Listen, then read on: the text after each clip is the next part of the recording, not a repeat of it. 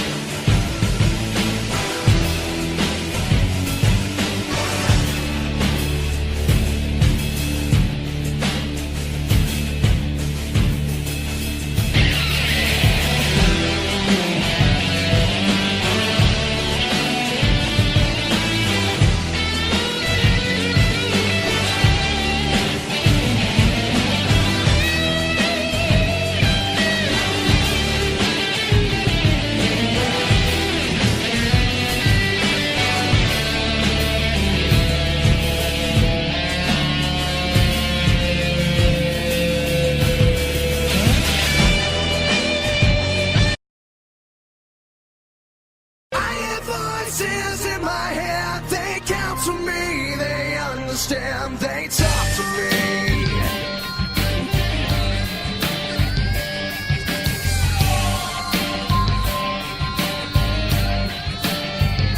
You got your rules in your religion, all designed to keep you safe. But when rules start getting broken, you start questioning your faith. I have a voice that is my savior, hates to love and loves to hate. I have a voice that has the knowledge and the power to your fate. Hello and welcome to the WWE Wrestling Talk Show with Reese Rock Jones and Sean Randy Smith. we're here slightly later than we originally planned to bring you the results and reactions to NXT Takeover War Games 2 and Survivor Series 2018. So, what was our first match of NXT Takeover War Games 2? This was a match between Cassius Ohno and Matt Riddle. Now, this is not going to take long because Cassius Ohno was knocked out with a jumping knee and pinned in 7 seconds. Yep, making it the fastest loss in Cassius Ohno's career. And people feel sorry for Daniel Bryan losing in 18 seconds of WrestleMania. Nothing compared to that in that amount of time. Next, we moved on to the 2 out of 3 falls match of the NXT Women's Championship between Kylie Shane and Shayna Baszler. Now, So, how did this match end in this very special match? the first fall of this match went to Shayna Baszler with Kavina Clutch. After, of course, some interference from Shayna Baszler's best buddies of the 4 horsewomen, not counting Ronda Rousey. Kylie Shane would score the second fall, pinning Baszler with the Insane Elbow, aka the Macho Man. And then, as we tried to get some more interference again by the horsewomen, they were stopped by Dakai and Hirosine, the winner of this year's Mae Young Classic, I believe. But in the end, it was the Insane Elbow counted into a roll-up, which allowed Shayna Baszler to pick up a second fall and retain the NXT Women's Championship. overall, despite the controversial finish, this was actually quite a good match. Come on, like 3 matches in one, and with someone like Shayna, you're always getting a controversy. You always do. Next we go on to Aleister Black versus Johnny Gargano. I've been viewing for many months. It's been brewing since just before Brooklyn, Yeah, something like that. when Black was taken out before a triple threat match. Yeah. However, we had Gargano to do a slingshot DDT for a near fall.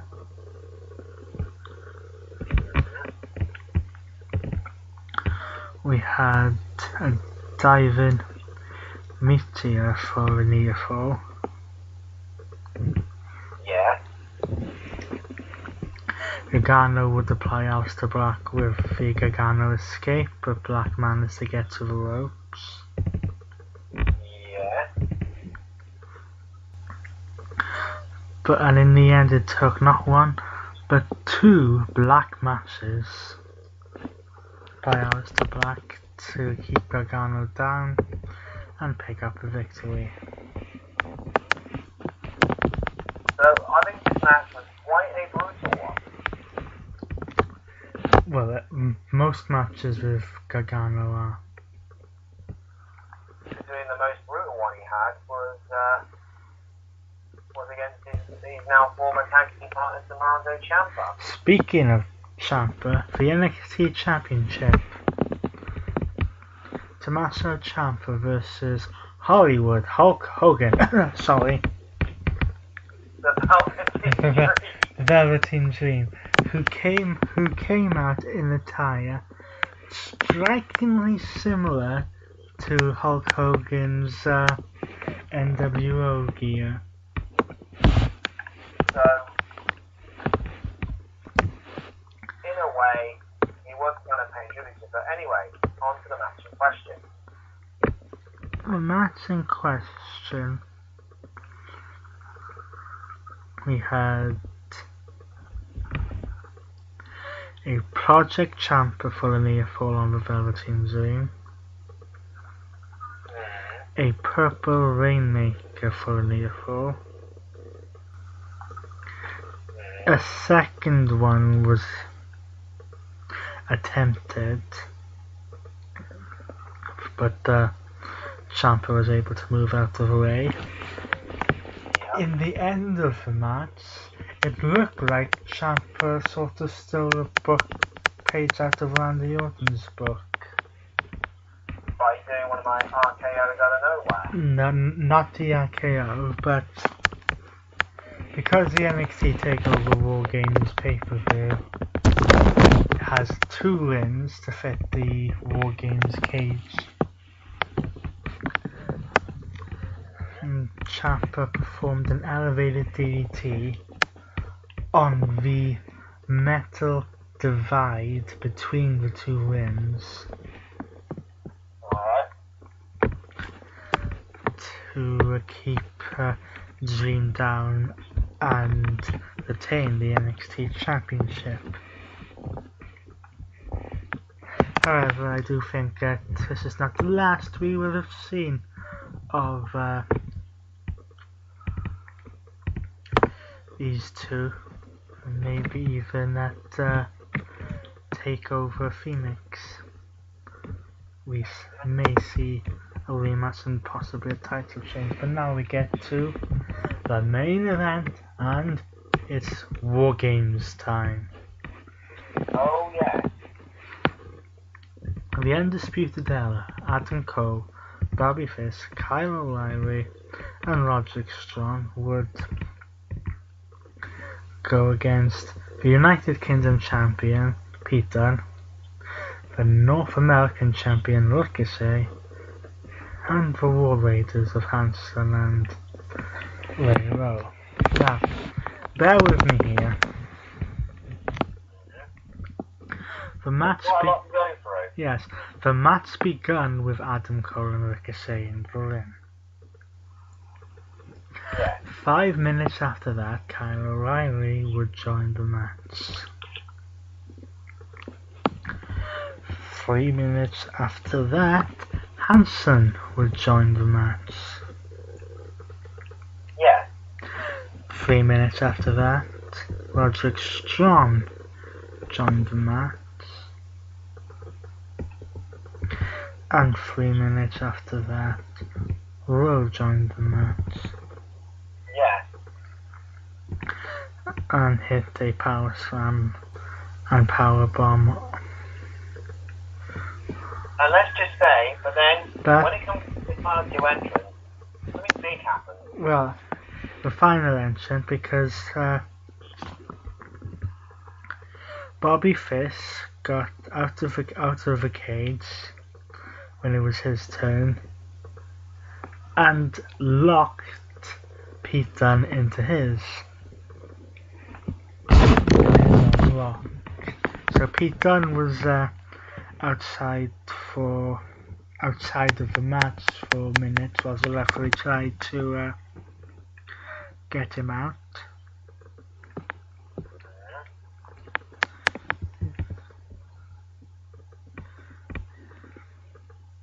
And then after he'd managed to get out and get to then he was attempted to stop from getting in by having chairs on him from Fish and O'Reilly, except Pete Dunne brought a candlestick with him to get into the ring, and also brought chairs, tables, trash cans, chains, and more candlesticks. let's just say a lot of stuff was thrown into the ring by Pete Dunne. There is a reason they call this match War Games. Because literally, it can be a war game. But in the end of all this chaos, we had Adam Cole reversed a bitter end into a DVT and hit Pete Dunne with a last shot for a close 2 count. Yes, and we do mean close. As he went for another one, Pete Dunne managed to counter into a bitter end, and then Ricochet would hit the 450 splash, and both of them would cover Adam Cole. So the winning team of the match were? The winning team was Pete Dunne, Ricochet, and the War Raiders. At the end of the night, we had Pete Dunne and Ricochet standing at the top of the cage with their respective championships. Okay. So now, join us in a couple of minutes where we switch to the supposed main show and Survivor Series. Determine the best between SmackDown and Raw.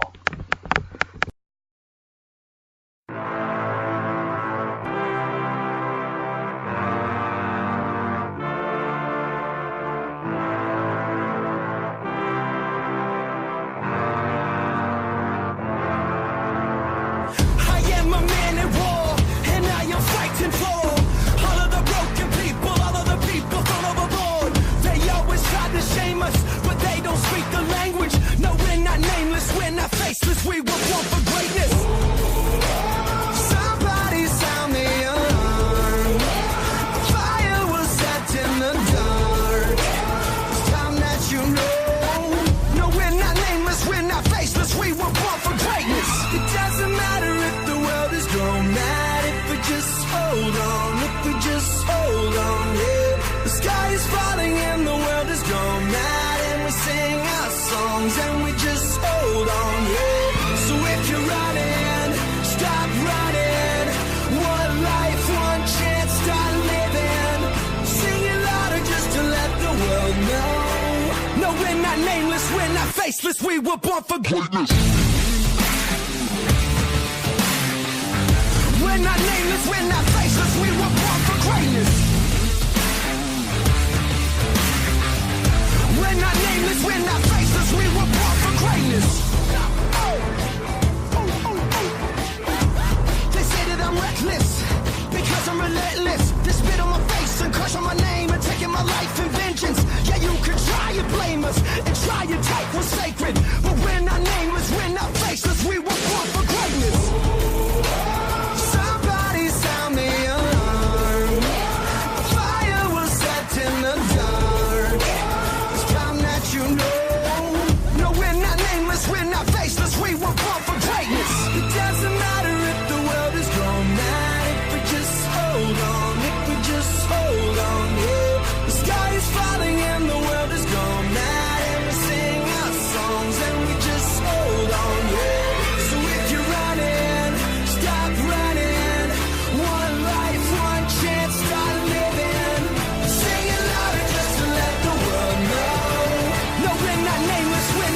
faceless, we were born for greatness.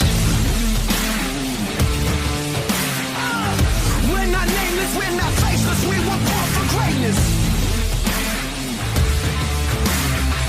No, we're not nameless, we're not faceless, we were born for greatness. Somebody tell me alone. It's time that you know. It doesn't matter if the world is going mad, if we just hold on, if we just hold on, yeah. Sing it louder just to let the world know. No, we're not nameless, we're not faceless, we were born for greatness. No, we're not nameless, we're not faceless, we were born for greatness. No, we're not nameless, we're not faceless, we were born for greatness.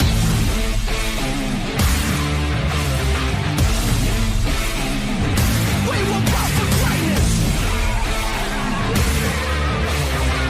No, we're not nameless, we're not faceless, we were born for greatness.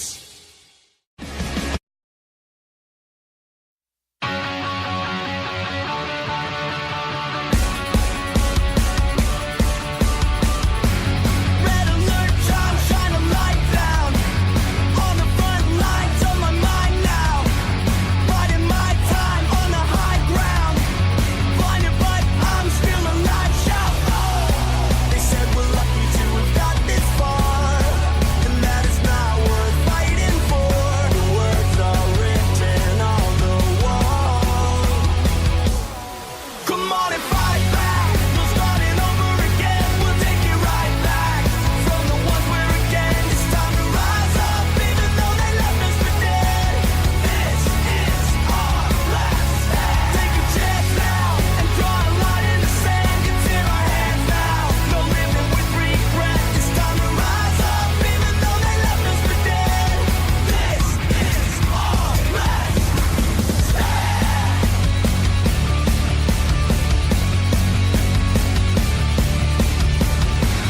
Treading what's right on my heels.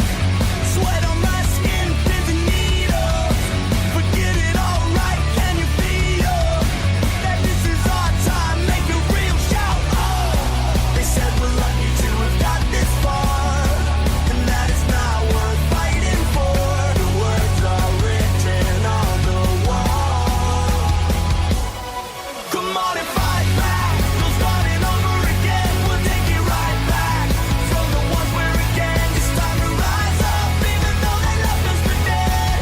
This is our last stand. Take a chance now and draw a line in the sand. It's in our hands now. No living with regret. It's time to rise up, even though they left us for dead.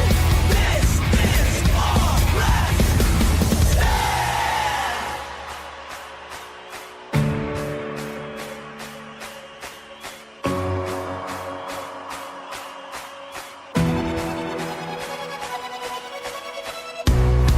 They said we're lucky to have got this far, and that is not worth fighting for. The words are written on the wall. Come on and fight back. We'll start it over again. We'll take it right back from the ones where again it's time to rise up, even though they left us for dead. This is our last stand. Take a chance now and draw a line in the sand. It's in our hands now. No living with regret. It's time to rise up, even though they left us for dead. This is our last This is our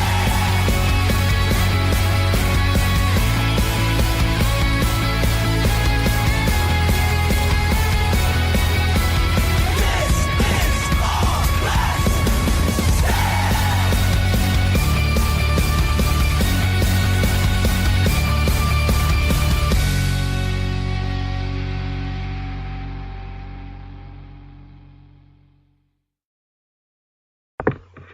And we are back for Survivor Series. Now, before we get into the results, we should bring up a side note which brought up a few headlines. Yeah. when a certain person who is already on bad terms with the WWE decided in his stupid little mind that it would be a good idea to go to Survivor Series and cause a scene. And that info we're mentioning is Enzo Amore. yeah, as if the guy wasn't bad enough with WWE, and he claims that it wasn't some sort of publicity stunt. But he was swiftly ejected from the arena. Right, let's get back to the results. In total we have 8 matches, one of which took place on the pre-show, and this was a tag team 10 on 10 Survivor Series elimination match featuring the tag teams of Raw and SmackDown. Team SmackDown would line up like this: The Usos, The New Day, Sanity, Luke Gallows and Carl Anderson, and the Clones. Whilst Team Raw would be Bobby Roode and Chad Gable, The Revival, the B Team, Lucha House Party, and the Ascension. Who was the first team to be eliminated? Well, we've got to make something clear here. Unlike the 5-on-5 Survivor Series matches, there's 2 people on this one because this is tag team. So the way this works is similar to the 5-on-5 one, but with one key difference. When one person from one team is pinned, then the whole team is eliminated. For example, if one half of the Clones was to be pinned or submitted, then the Clones would be out of the match. So and that goes in nicely because the first team to be eliminated were the Clones when Das Wilder from the Revival pinned Primo after the Shatter Machine. Next to go was the B Team when Carl Anderson pinned Bo Dallas with a schoolboy. Next of all were Sanity when Bobby Roode pinned Eric Young after a neckbreaker and moonsault combination. Next to go were the Ascension. When Big E pinned Victor after a assisted splash. Then Luke Gallows and Anderson were eliminated when Gran Metalik would pin Carl Anderson after a springboard senton bomb. Lucha House Party would be next to go by the after being pinned by Jey Uso following an alley-oos. So then we were down to 3 teams. So the 3 teams were Bobby Roode and Chad Gable. Well, 4. We had Bobby Roode and Chad Gable and the Revival left on Raw, and the Usos and the New Day left on SmackDown. making this. And who was the next to be eliminated? Well, Bobby Roode and Chad Gable were next to be eliminated when they were pinned. When Chad Gable was pinned by Big E following an up, up, down, down. And no, we're not referring to Xavier's YouTube channel. Nope, we're not. But then the new day would fall when Dash Wilder pinned Xavier Woods after a shot machine. So we were down to the Revival and the Usos. And the Revival would fall. Leaving the final two teams. The Revival would fall and play to the Usos splash, meaning the winning team was Team SmackDown, with the sole survivors being the Usos. Unfortunately for SmackDown, that would be the only success of the night, as we will get into shortly. Yes. So the main show started off with the women's 5-on-5 Survivor Series match, which had a change to it. Team SmackDown initially had a spot when Charlotte was on the line. Becky Lynch. So her spot was filled by Mandy Rose. So Team SmackDown lined up as Naomi, Carmella, Sonya Deville, Asuka, and Mandy Rose. Team Raw was initially supposed to be Mickie James, Nia Jax, Tamina, Natalya, and Ruby Riott. However, during the pre-show, Natalya and Ruby Riott would get into a forcing her out of the match. we'll get into it, forcing Alexa Bliss to throw them off the team, and they would be replaced by Bayley and Sasha Banks. So who was the first member of which team to fall? First to be eliminated was Naomi, when she was eliminated by Tamina following a super kick. Then Tamina would be eliminated from Team Raw by Carmella with a schoolgirl, which is basically a roll-up.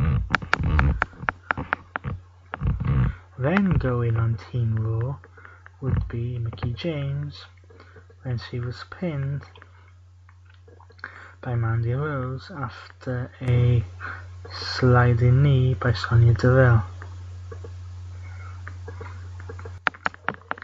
Carmella would go next after being pinned following a Bayley to belly by Bayley. Next we would have Mandy Rose eliminated following a tap out to a bank statement.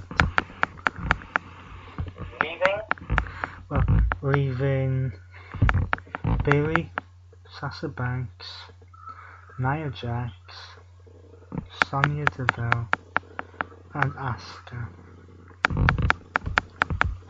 in their separate teams. Well, the next two eliminations actually happened at the exact same time. One of them was because Bayley and Sonya Deville were eliminated at the same time due to a double countout. And then, leaving the final two. The final three were We had Sasha Banks and Nia Jax on Team Raw taking on Asuka from Team SmackDown.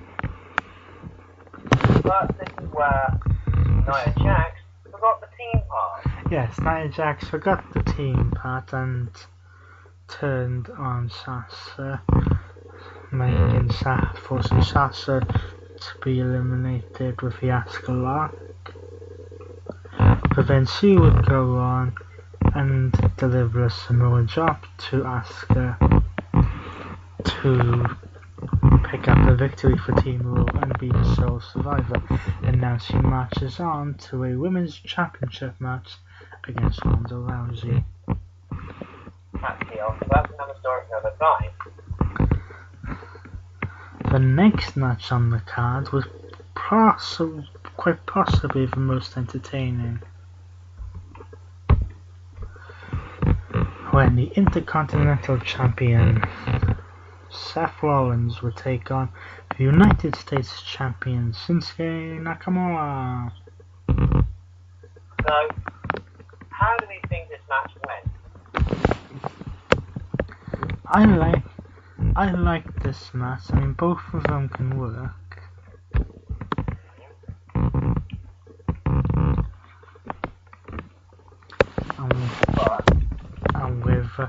We had Seth Rollins doing suicide dives, of course, and the springboard clothesline onto Nakamura, and of course his knee to her face. Shinsuke Nakamura performed a Kinshasa for a near fall. But in the end it would be the curb stomp, or as it's just called now, the stomp, that would spell the end for the United States Champion and prove that Seth Rollins is the better champion, and put Raw up 2-0 on the main show. So it looks like things at the moment are not going the way of Team Blue. Next we had the newly crowned Raw Tag Team Champions of the Office of Pain, being accompanied by Drake Maverick, taking on the SmackDown Tag Team Champions, The Bar, being accompanied by The Big Show. So how do we... I'm not gonna go too much on this. There was a comedy element in this match when Drake Maverick would what's the polite way of saying this? There really isn't. Piss himself, being in the grasps of the Big Show. Yes, we've had now too many angles involved in that now. But really, that would cause it to remain distraction, because whilst there was a bro kick on Laser, and we had other things going on, the distraction with that Maverick caused being with Big Show allowed Akam and Laser to perform the neckbreaker powerbomb combination on Sheamus to pick up the win. So, for now, it's 3-0. So SmackDown need a result and bar. Otherwise, things are all over.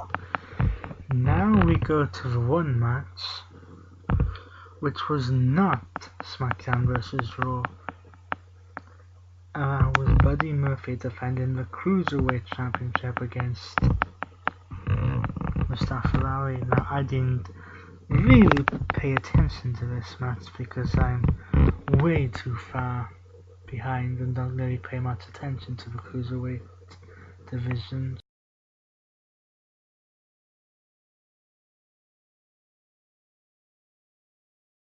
retaining the Cruiserweight Championship over Mustafa Ali. Yeah, okay, that wasn't really quite a good type match. Let's move on. Next we go to the men's 5-on-5 Survivor Series match.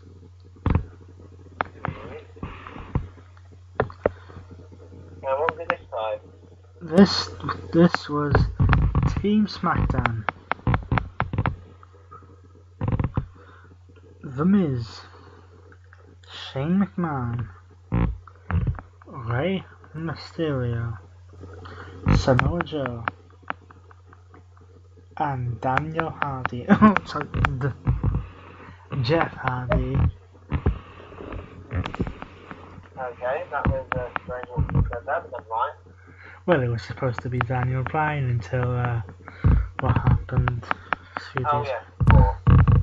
So Jeff Hardy came in, yes, and Team Raw would be Dolph Ziggler, Drew McIntyre, Braun Strowman, Finn Balor, and Bobby Lashley. And the eliminations were as follows. First eliminated was... Well, the first elimination shocked me for the main fact of how quick it was. 35 seconds into this match, Samoa Joe is hit with a Claymore kick and pinned by Drew McIntyre.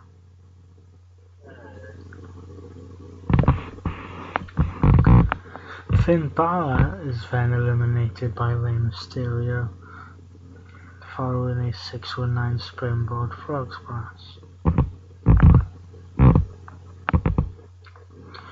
Dolph Ziggler is then eliminated following a coast to coast by Shane McMahon.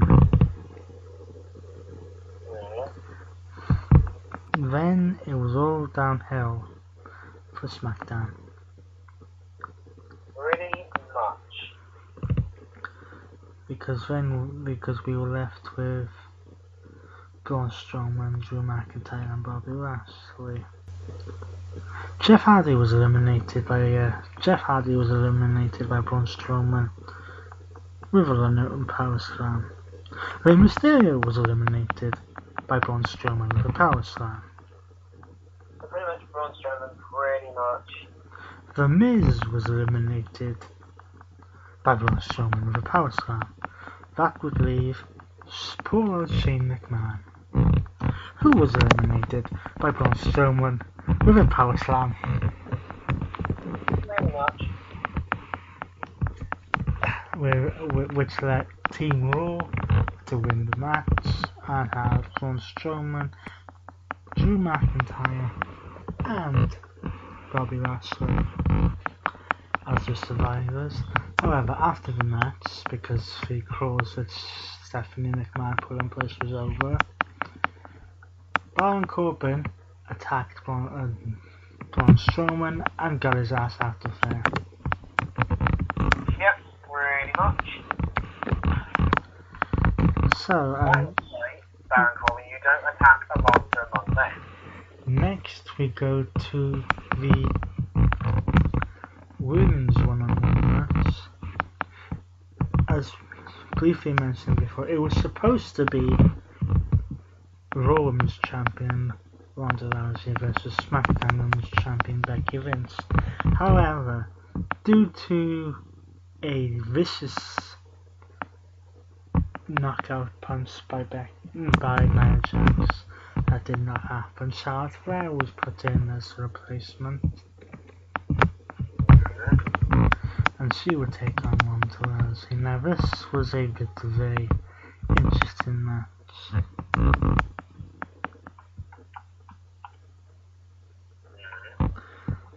Because it was the type of match we would expect them to have, and in the end, I think the ending was partly done because they didn't really want to do this match until WrestleMania.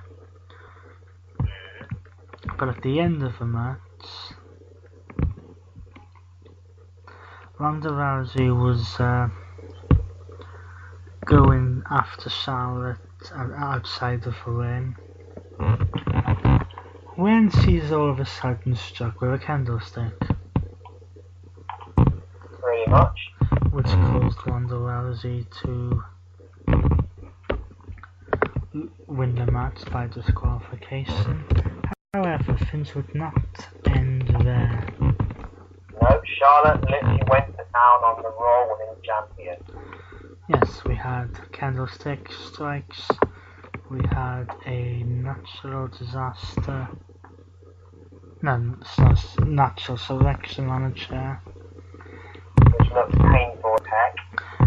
and then the stomp on the chair on the throat, Potentially injuring the neck of the Raw Women's Champion. which also meant that for the first time since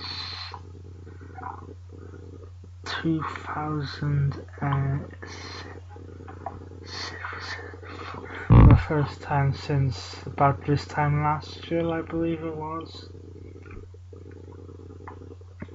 Charlotte Flair is once again a heel.